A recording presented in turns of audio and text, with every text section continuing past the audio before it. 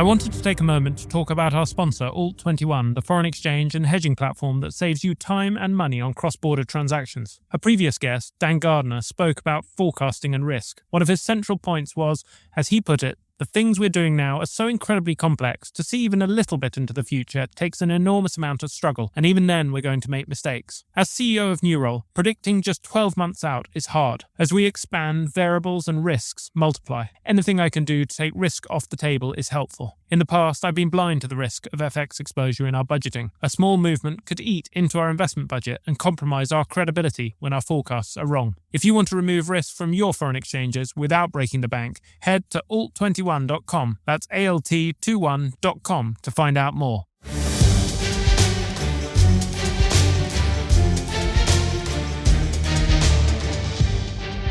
Hello and welcome to Enter the Boardroom with Newroll. I'm your host, Oliver Cummings, CEO of Newroll, the board search specialist and market leader bringing science to the art of board hiring. Today's guest, Tamara Box, is a partner, head of structured finance and former managing partner of Europe and Middle East at Reed Smith LLP, a global law firm ranked in the world's top 25 with revenues exceeding $1.4 billion. Chair at Interpath Advisory, a restructuring and debt advisory business spun out of KPMG into private equity ownership, and the Eve Appeal, a gynecological cancer charity, Ned at Hanover Capital, a PE firm, and trustee at the Chartered Management Institute. Tamara is an internationally recognized advocate for gender, diversity, and inclusion. She has been included in the global Yahoo Finance Heroes Women Role Model list every year since its inception, and she was nominated Law Firm Leader of the Year in the 2023 Women and Diversity Law Awards. Tamara, a huge welcome, and thank you so much for joining us today. Thank you, Ollie. That made me feel old, actually, somehow. Something about that list.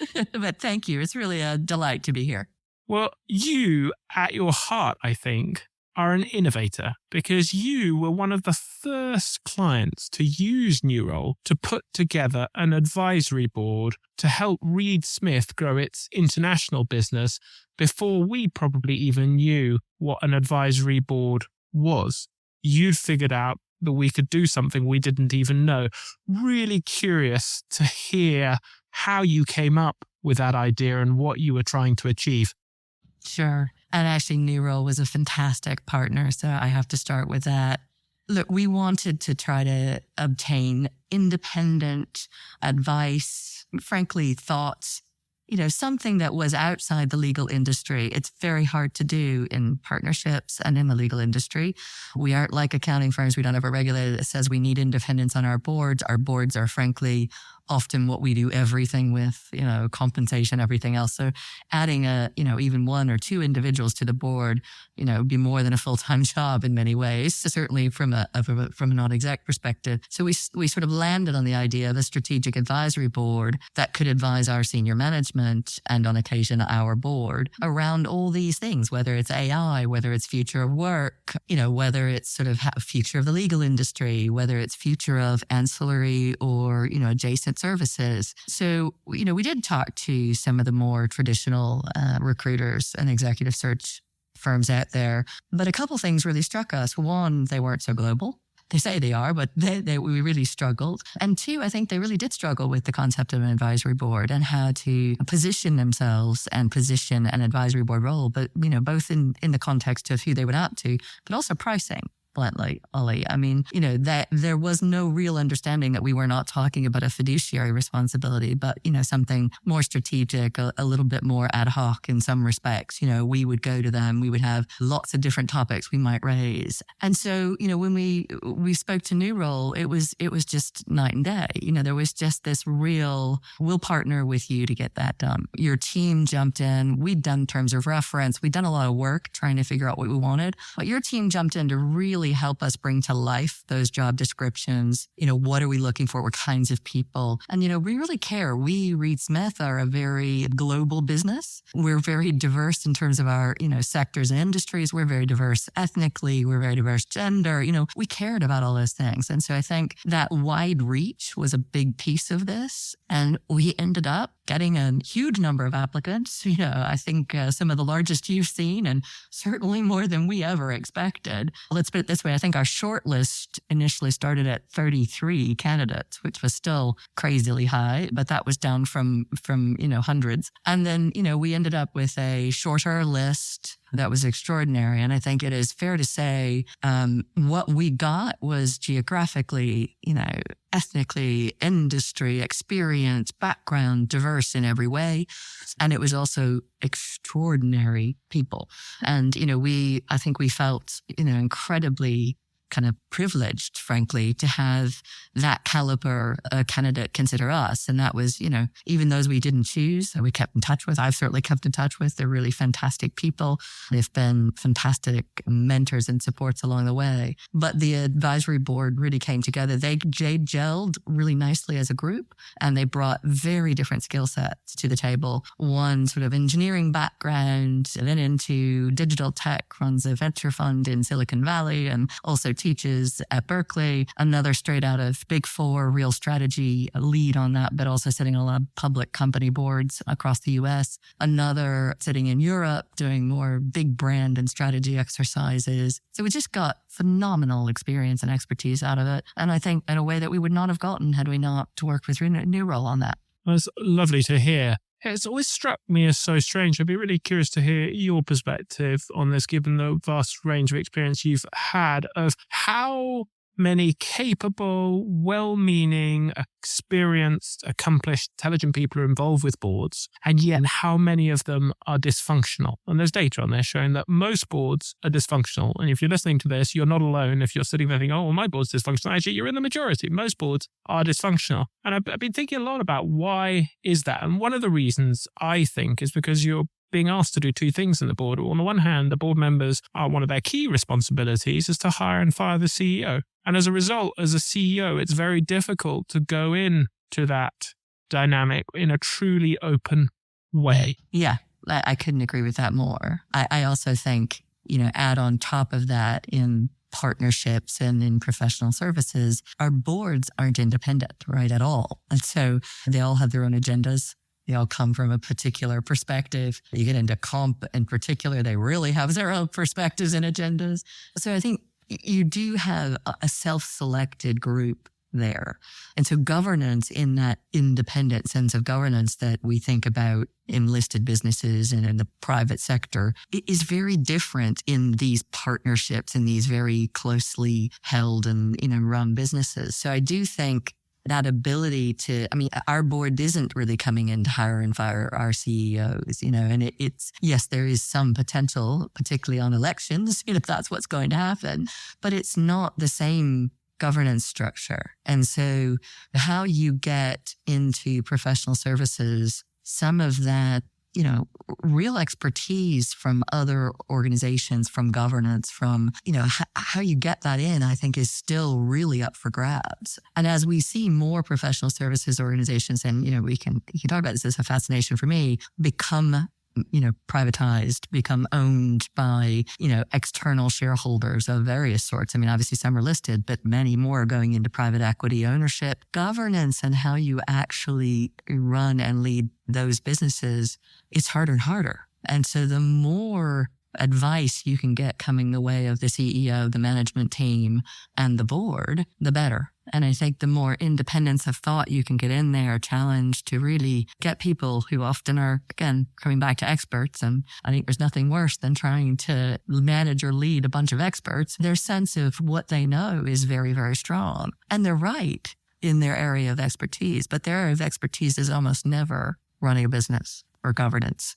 So, that's, I think, where we have real opportunities in these businesses for the kind of pop-up board that your advisory board you're talking about, but also where, frankly, I'm fascinated by the potential for this external ownership to create better run businesses, less dysfunction in the governance of those businesses. I'm really keen to hear how that worked in practice for you for that advisory board, because and it sounds like you'd be the same. One of the things that I yearn for sometimes and why I bring them in is that it's very easy as a senior executive team, senior leadership team, everyone sort of starts drinking the Kool-Aid and you're all charging after that vision. And you have no one sort of pulling you back or who's not so close to make you step back. So that's one benefit I definitely get from it, just those sort of checks and have you thought of this option and this option as well. The other thing that always makes me laugh, and I don't quite understand it, but it must be some sort of human psychology reason, is everyone behaves better when there's someone else in the room. Everyone's a grown-up, but somehow everyone not just behaves better, they raise their game because they're looking to impress those people. But tell me more about how did it work for you? How did you make that work? What worked well? What were the areas that you wanted to make work better? Look, I think your latter point is a really good one. Certainly when they were in the room, when we were in their presence or they were in ours, yeah, everybody raises their game because, we also know these people are coming to us with these different types of experiences. Frankly, in many cases, they represent clients we are going to be speaking to, but also not in an individual sense, but they represent the nature of those clients. But also, I think they are coming to us from public board experience or having been in the C-suite in organizations far larger than ours, that kind of thing, I think does raise the game. The interesting thing I found was, certainly they could provide challenge and they did. I think sometimes that we do drink our Kool-Aid. We get very wrapped up in our navel gazing. And again, professional services organizations, I think, are very internally focused, despite our client focus. Otherwise, when it comes to the business, we're very internally focused. So they did pull us back and out on that with a much bigger lens. The other thing I would say is management. They sometimes, where management can be the adversary in the boardroom in that environment to, the ordinary partners, as it were, management somehow can be the us and them piece of that. You also have people who are then clearly seen and viewed as experts who know something about what we are looking at or thinking about or doing. They can really be supportive. Is they can be that independent voice saying, your management are crazy. This is actually happening. And you do need to be thinking about, X, Y, and Z. So it can go both ways. They can be great challenge for the management and for the board, but they can also be great support for some things that the management are seeing and saying are happening, needing to bring the rest of the business along on a ride. Can you perhaps give me an example that would bring that to life?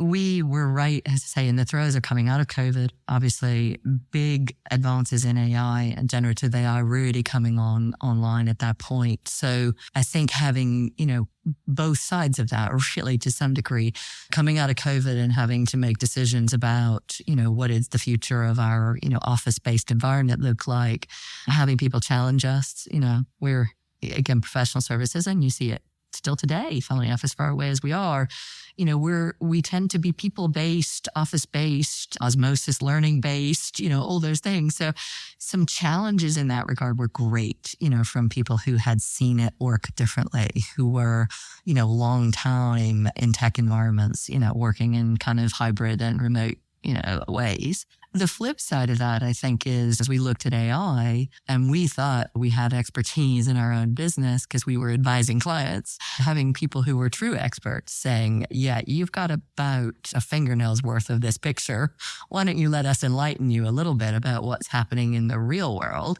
That's great too. So again, I think that ability to kind of pull that lens way back and away from our navel gazing that we do tend to fall in on was just tremendous. So tell me more about how you set this board up. And I'm curious to hear what you felt you got right with this, that a CEO or a board member thinking of helping their organization set something like this up might learn from. Yeah, there are a couple things. We were very keen that it be truly independent. So one of the things we started with was, let's work with someone who could advise us who did not have an agenda. So we actually ended up with someone in a country we don't operate in, who'd worked with other boards we knew of, people we knew well, but couldn't have an agenda because it was actually probably one of the places we really probably wouldn't have any likelihood of having anyone join us. So that helped. We built a terms of reference first, really to try to dig in ourselves to what is it we think we want out of this. But I think a lot of it had to do with recognizing first and foremost, what we were looking for were these diverse perspectives. So we actually looked and said, okay, we want 3 people because it doesn't feel like it quite. 3 actually starts to feel like a diversity of perspectives you can really, look to. So we ended up with 3. And in that, we actually looked at it and said we could have 3 different kinds of people. somebody who maybe has big picture strategy experience, somebody who has a kind of technology, digital native exposure, somebody maybe who comes at it from a professional services environment, maybe, but that's not law. You really want to stay away from law in the end. And we had some fantastic, phenomenally talented lawyers, ex-lawyers, people with legal qualifications who applied, and we'd have been lucky to have them. But as we went through it and delved into what we needed to get out of it, that was an easy way to go, oh, actually, I think we might get more if we can say they're not lawyers coming from somewhere else and trying to tell us something about the business we actually do know how to run. How about the part we don't know how to run? What do we not know? So that helped a lot. And again, I think we ended up with that diversity. It certainly didn't hurt that we had so many applicants. So we had the ability to really pick and choose what that got to. In the end, we ended up with extraordinary people. I mean, I can't praise them highly enough. One of them spit on your podcast, in fact. It was truly lucky. Okay, so that independence, that diversity, the people from outside of your sectoral expertise. So if those are all the things that worked really well, if you were to go back in time and do this all again, knowing what you know now, what would you do differently? What could have been better? I think it comes back to some of the things you're talking about with your pop-up. We set that as a 3-year term. Some of that thinking, how would a non-exec work? Some of the way we think about terms in the not-for-profits or in, whatever. It just was that thinking. Realistically, I think things move fast at the moment. And so for advisory, maybe it does need to change more often, or maybe the composition needs to move, or you need to have the ability to move it. If I were to do it again, I'm not sure I'd change a lot. To be honest, I feel like it was an extraordinary opportunity, but I might think about something a little less rigid. At the time, we were still trying to attract people who might otherwise look at a non-exec role. So you needed some rigidity, or they're giving up an opportunity to do something else with it. So you've got to figure out, how do you maybe walk that line with who you're trying to attract and what is attractive to them. But maybe more, as you're suggesting, something a little more ad hoc. Maybe that means a day rate rather than a full-time role. It means can I call on you? And I will. And I know a lot more organizations that have those sorts of, often they just call them sort of senior advisors. It's not a board per se. But that seems to work well when you have an industry-specific issue or a client-specific or a geography-specific, you can call on someone. So I think as you get mature about how you use independence, there are lots of different ways to approach that. I'm always haunted by that line from Reid Hoffman, where he says there are lots of board members who would be good board members for 10 years, but great board members for 2 years. And most boards have people on too long. And I think the way I'm starting to think about it now is probably you want a mix of duration on your board. Probably the majority who are rotating quickly, and then a couple who are those rare types who can just go the journey with you and retain that institutional knowledge. But I've yet to see anyone really implementing that well. It's a great point, though. I agree with that. I think you have, back to what are you trying to achieve with your board? In an ideal world, if you've got the broadest possible lens on expertise and sector and type of personality and perspective and whatever it may be, in doing that, I think you're necessarily going to get types of people who are probably,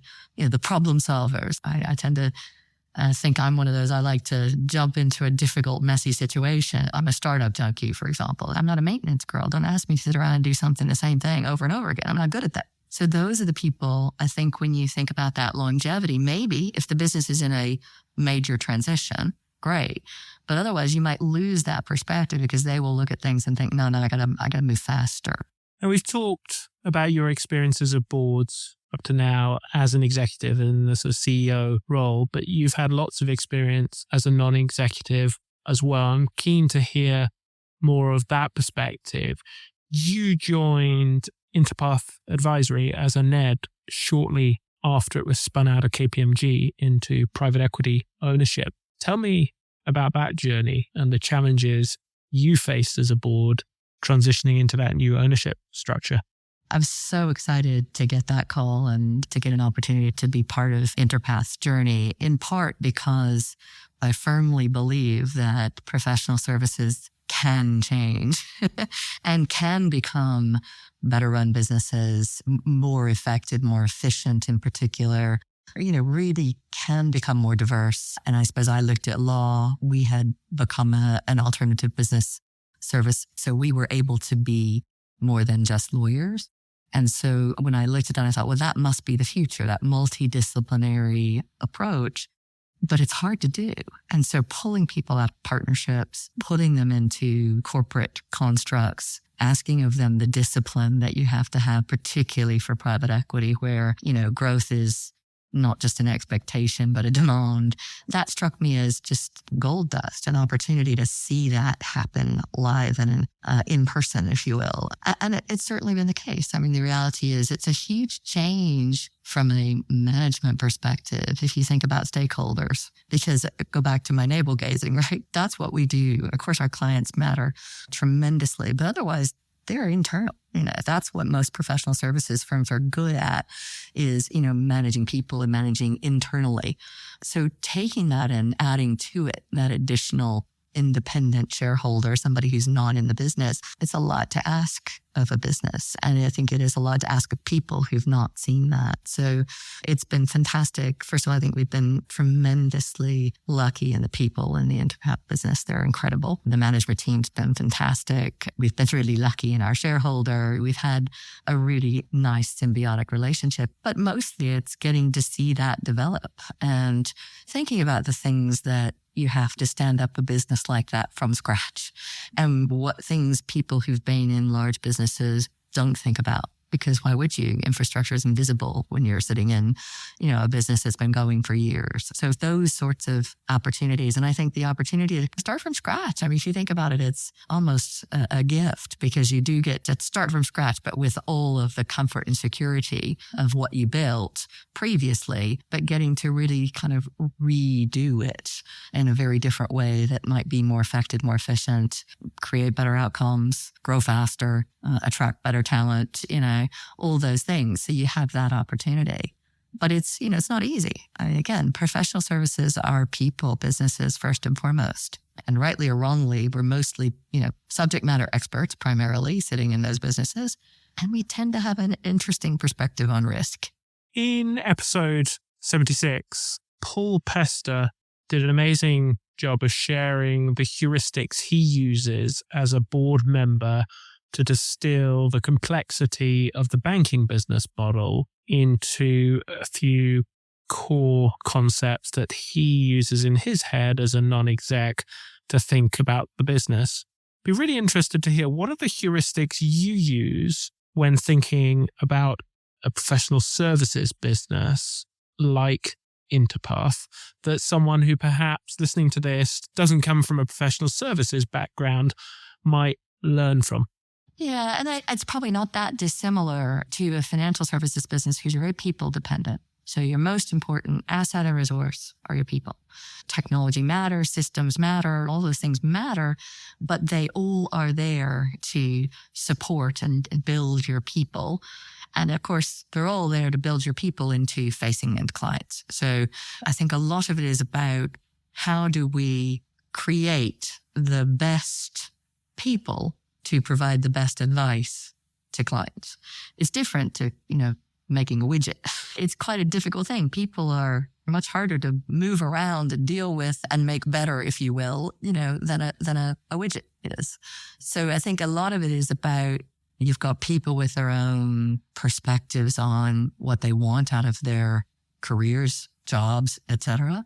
You've got clients who are foremost and fundamentally, you don't exist without them either. So you've kind of got two pieces of that puzzle that you've got to get right. You can't function without clients that actually believe you have something to offer them. But you also can't function without the people that offer it. And so those things have to come together at once. And it means you're managing resources that have very different views about what it is they want from you. And because they've traditionally in partnerships also been the owners, they have a lot of ability to demand that. And so it means that you might not necessarily get to efficiency very quickly because you're managing feelings and you're managing to timeframes that are different. Again, we tend to look at cycles that are very different. It can be really easy to be people managing and forget the clients, or you can be client managing and forget the people. And so I think that's the tricky bit in the middle. And it's the bit that when you look at what people do want, they want to be in a successful business too. So it's not enough to say I have really happy people and they're all really lovely to each other and we're doing really the right things by clients, and that's fantastic. You ought to be able to say the byproduct of that should be profit. It should be that you do really well, but you got to prove it. And so you've got to create that business and make it better.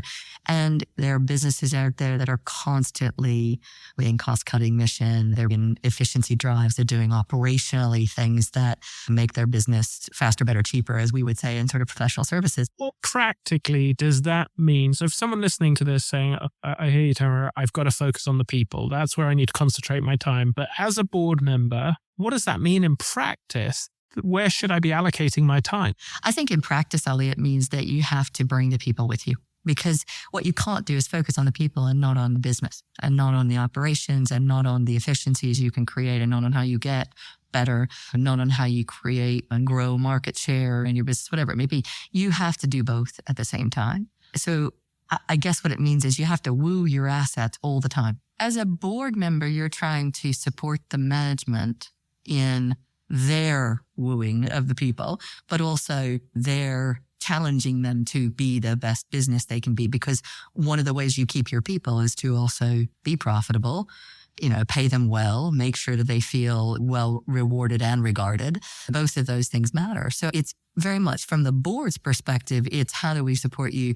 Are you putting a strategy and a vision in place that actually appeals to your people? Do they feel really engaged and invested in the business because of that vision and strategy? And then secondarily, are you supporting them in resource terms with what they need to be doing to deliver to clients to create that business that they can be invested and engaged by? And ultimately, are you doing that in a way that means you're going to continue to either outperform your competitors or grow your market share, grow your business, all those things that are going to keep people from looking outside and saying somebody's doing this better, or I can be better rewarded, or my career can develop better elsewhere, because all those things matter. Again, you're not just developing a great product that people buy or they tone and maybe you improve the product, that you've got individuals in there and their perspectives on what is good and what does good look like that matters.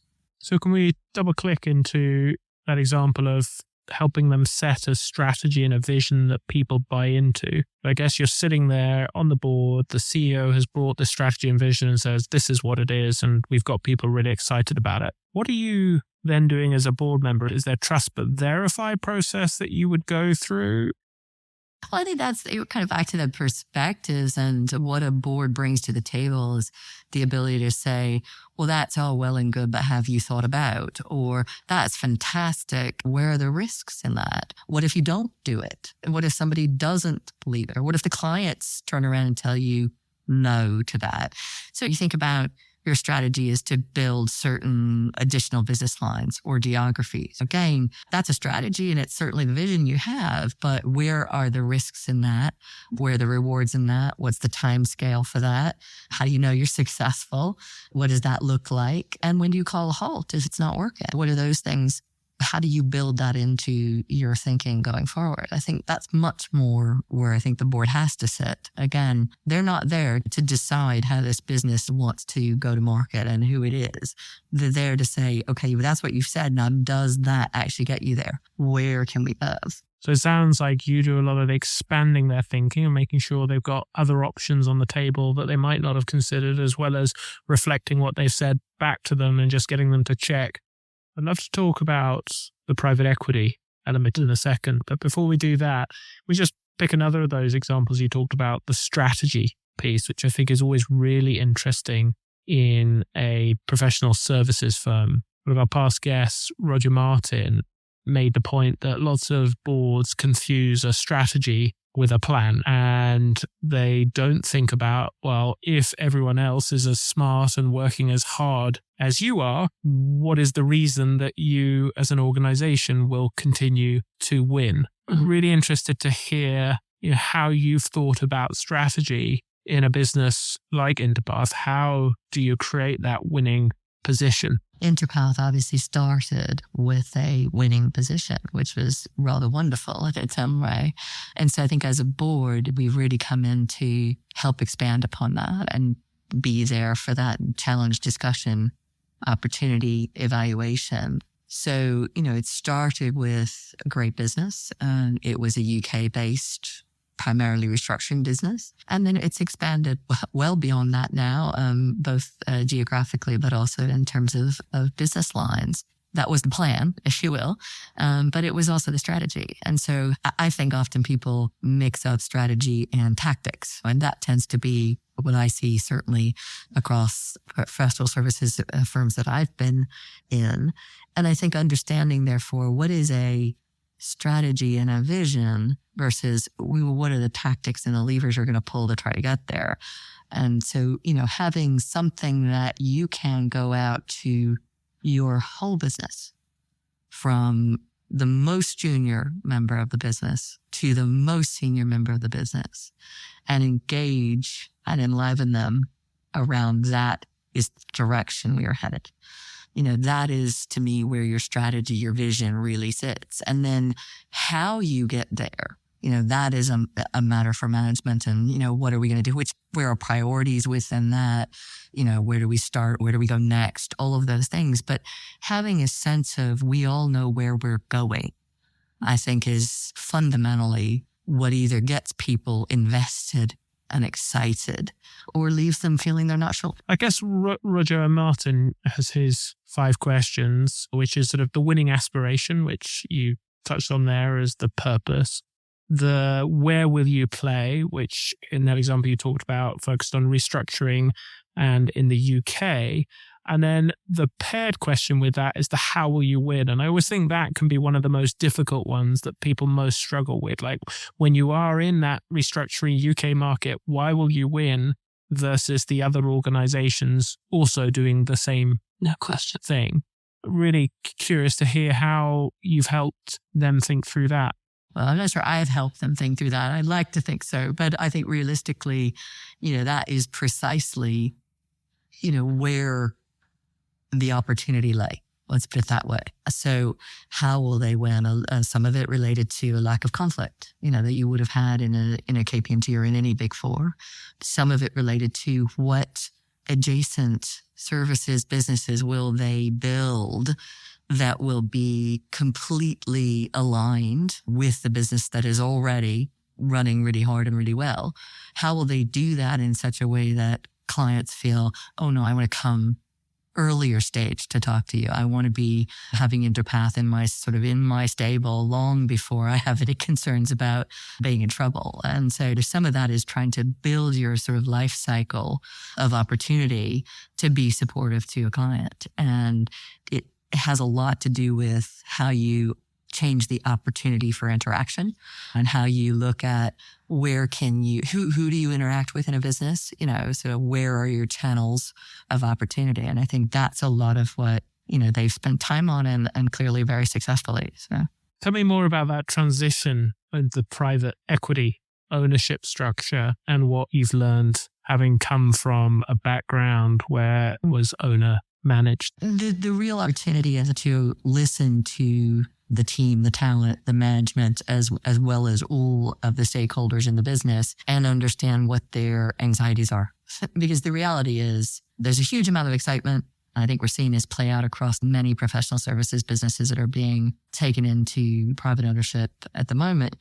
Tremendous excitement about the potential for capital injection, the ability to do some of the things maybe they couldn't do when it was all just partner money, and M&A is, of course, a big piece of that. But the flip side is then, what does that mean about who we are and our strategic direction? Does somebody else dictate that? What does it mean about some of the things that I think Again, in people businesses, we tend to focus on the people and not so much on the side of the business that is, how do you really hone in on the financial responsibility piece? And how do you really hone in on turning every dial to really get to most efficient operation, using tech to the best possible, doing all those things all at once, shared services, opportunities, resource management opportunities, all those things that we ignore sometimes because it's easy to say, well, actually, we're trying to deploy people. That's our job, is to deploy people. Some of those things challenge that, maybe rightly, but when you're deploying people, it's easy to ignore the bit where actually taking the people out of the equation might be the right answer. And so I think there's a little anxiety about the fact that your private equity investor is going to be much more focused on what's the right answer for the business.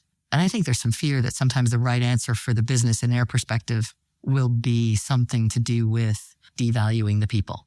I don't think that's what I see, for what it's worth, but I think the anxiety remains. And so helping people see that the real opportunity is that thing you've kind of been putting off because it was an investment, number one. And number two, because it meant getting everyone into kind of change management mindset about how do we use resources, picking people up from this is my team and my little resource pool to, hey, we've got people all over the world I can use and really be even better for it. But I've got to have a way to corral that resource.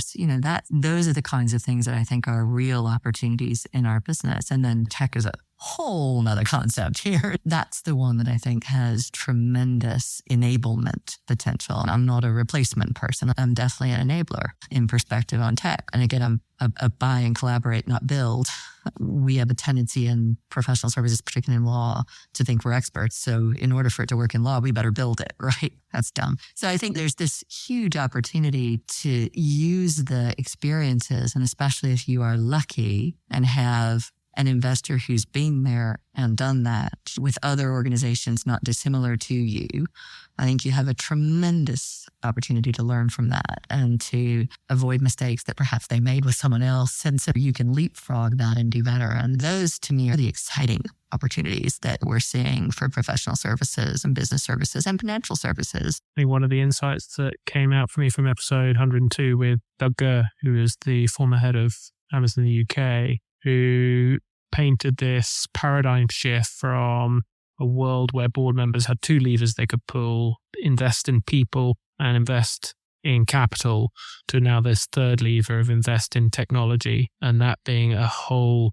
new kettle of fish for board members to think about. And it sounds like that transition into private equity, what that's helping the organization do is rethink that with a fresh perspective. Time is flying by. Before we go on to the lightning round, I want to talk quickly about how you've gone about building your board career. There are many aspiring NEDs who want to blend paid and pro bono board positions alongside their executive work in the way that you've done.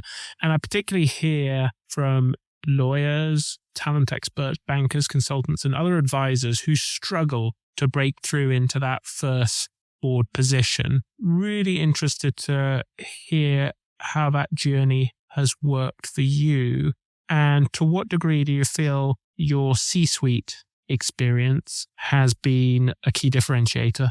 Look, I think it has been the C-suite experience for sure. I mean, I can fundamentally say for Interpath, they were very much looking for management in professional services experience. So I think that has been important. I think a lot of it, though, is understanding what you actually bring to the table. And for advisors, sometimes it can be very difficult to transition away from what are the competencies I bring to the boardroom, which is very different, really, in some ways, even to an advisory role. And what am I doing? What kind of skill sets can I bring that are going to enable me to add value?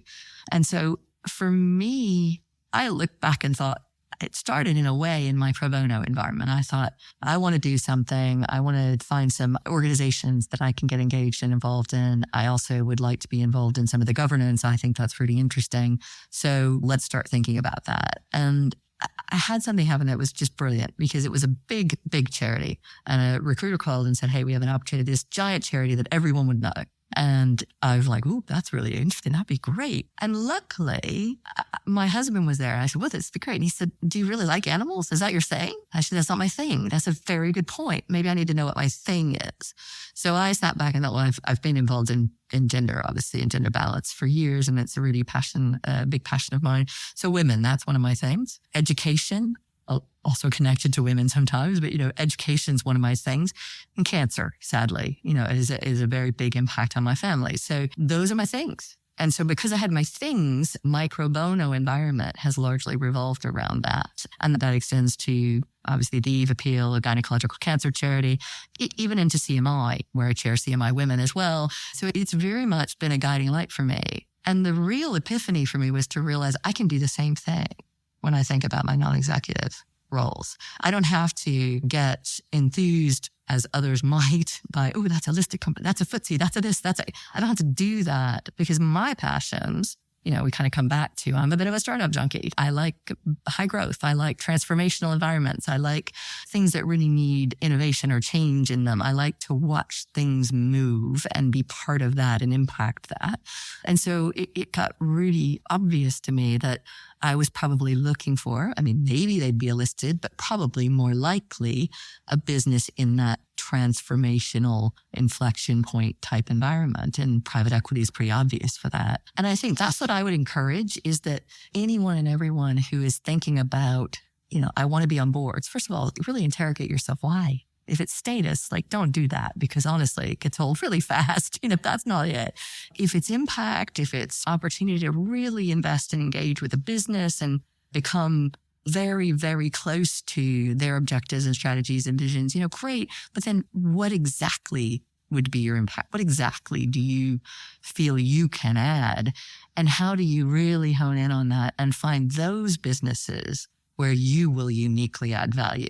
And when you do that, then the skill sets you bring to the table, how you do that becomes a lot more obvious. I think if you're just sitting there thinking as a lawyer, I'd like to be on a board. Well, geez, that's huge. Most of us have touched most industries. We've done all kinds of things. Could we? Maybe. But how do you prove that you could uniquely add some value? And I think that really honing in on what are you going to be passionate about? What is going to get your motor running? And that's what you aim for. Hopefully that starts to make sense on both sides of the equation there. Yeah, it has lovely echoes of what we were talking about earlier with the strategic choices, that winning aspiration, that decision of where will you play and then how will you win. And it's amazing how many people failed to go through that waterfall. They could do it in a business context, but then when it comes to thinking through their own positioning for non-executive roles, somehow it just doesn't strike them. As a chair, what are you looking for in candidates? I think that will vary circumstantially. In the Eve Appeal, I'm looking for candidates that have a real passion and reason to care for our charity, and also have something to bring to that table. And that can vary. We look and say we need someone with medical experience. We need someone who's come from certain sectors. So that will change. But I'd say fundamentally, what you really want are listeners. And I think sometimes we all make that mistake. Talkers are impressive. They are. They're great. And they're confident. And they give you that sense of comfort because they can talk and tell you how much they know. But actually, you want listeners. I need to have some contribution. No, you're wrong. But you want people who are curious and care and passionate about something. It may not be the whole business. Sometimes it's a piece of it. Sometimes it's a thing that they can contribute, but something where they're really passionate. But first and foremost, they get that their passion has to mesh with your objective. So they have to listen first. They have to know what that is.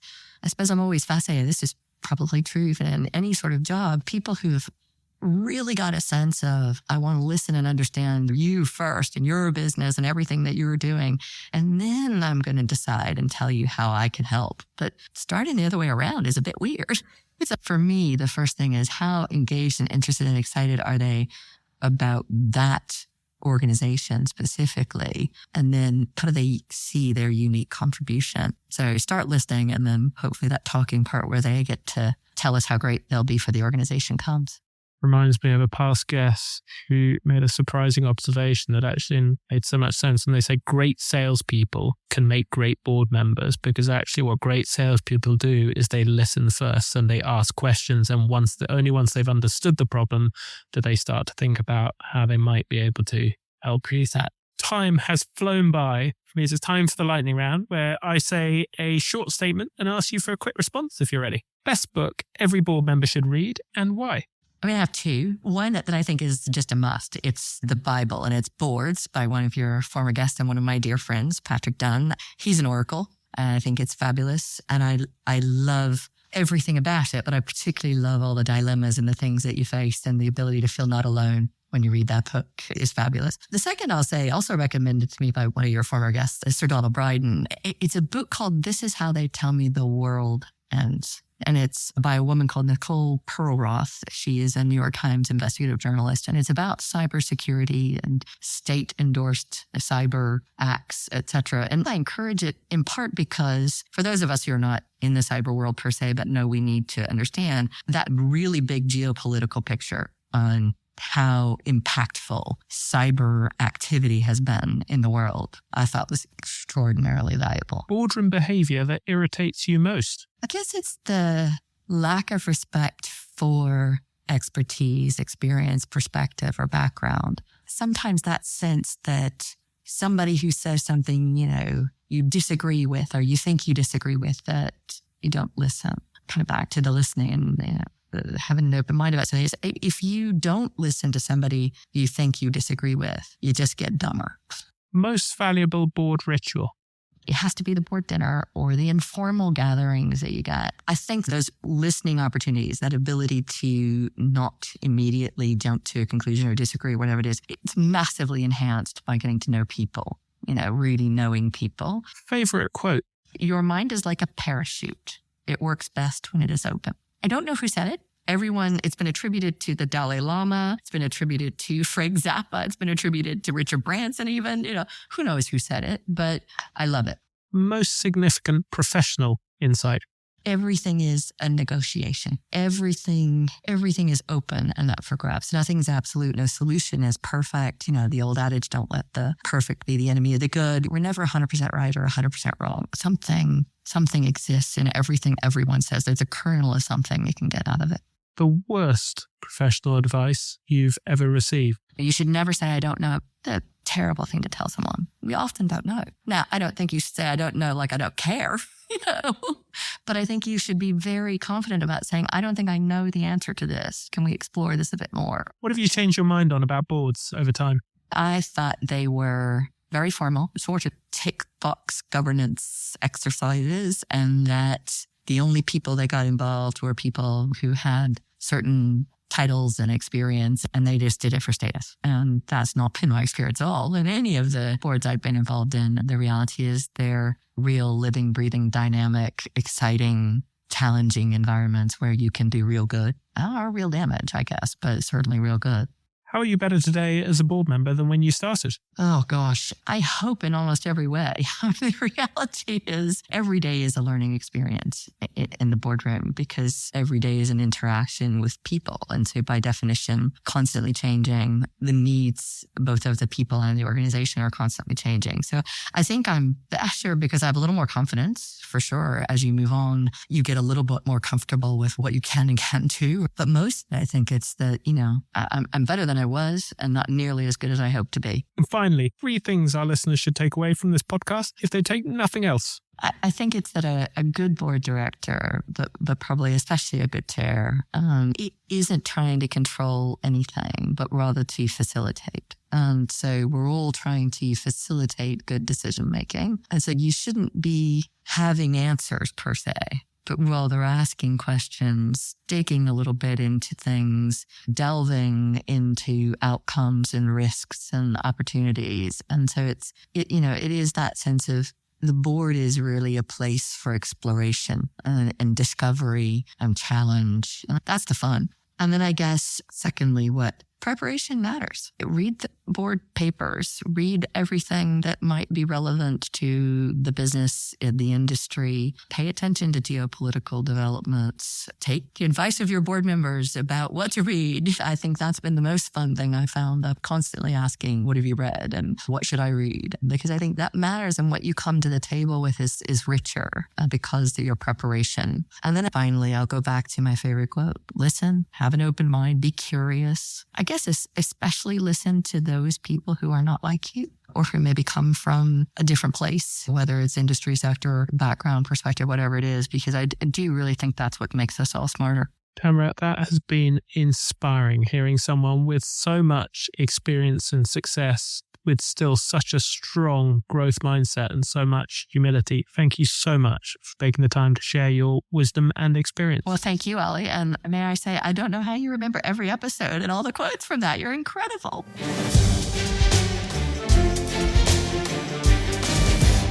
Building a non-exec career is hard. For those starting out, boards can be opaque. For more experienced board members, it can be lonely and hard to stay match fit. Having placed almost 4,000 people on boards in the last 5 years, we know what success looks like. It requires time, energy, resilience, information, and connections. New Role Plus, our community of board peers, exists to give you these things, offering you wholesale support as you try to get board roles and become a standout Ned. Find out more at newrole.com/newrole-plus. That's newrole.com/newrole-plus.